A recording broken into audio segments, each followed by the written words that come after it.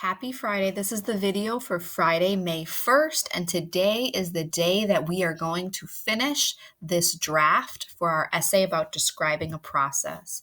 And in order to finish, we need to write the conclusion for our process essay. So, this process essay final draft is due on Monday by noon. Remember, you're writing about that process that you really understand and you know how to do well, and you're teaching others about it. So today, our focus is on that conclusion, and we're going to summarize the most important ideas of our essay. You'll need 2 documents today to complete the conclusion. You're going to first need the conclusion checklist, right where we keep all of the checklists, and then you're going to need your draft, which is exactly where it was this whole week. So let's go and open up those documents. I'm here at the top describing a process essay. First, I'm going to open that checklist. I'm looking for conclusion checklist, and I'm clicking it here. Next, I'm finding my essay, and it's going to be here. And this is where I'm going to add the final paragraph, which is the conclusion. So I'm looking at my essay to make sure that I should have 3 paragraphs so far. I have this introduction here, I have my body 1 here, and I have my body 2 here. So I just have 1 more paragraph to add. It's going to go right underneath body 2, and that's going to be the conclusion. So let's take a look at what we need to do for the conclusion.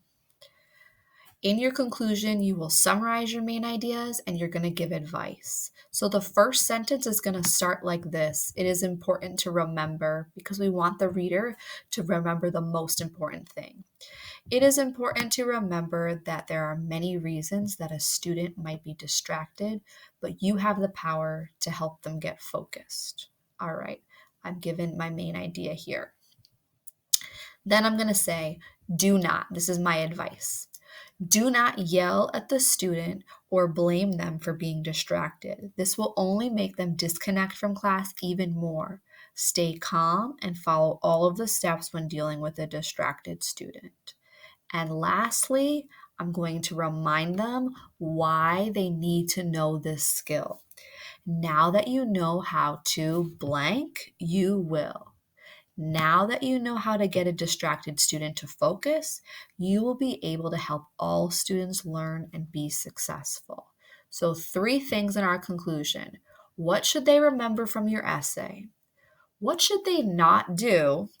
And how will their life be different now that they know this process? I put it all together in my draft.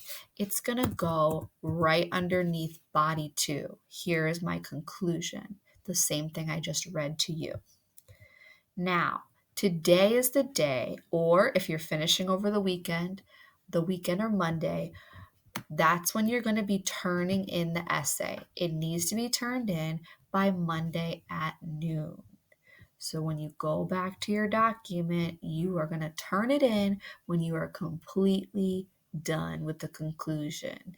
If you're complete and you're on time, that's 100 points for the classwork grade.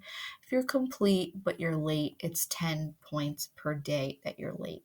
It's really important that you turn in this essay so that I can start to give you comments, and then you can make it even better to get the best grade possible.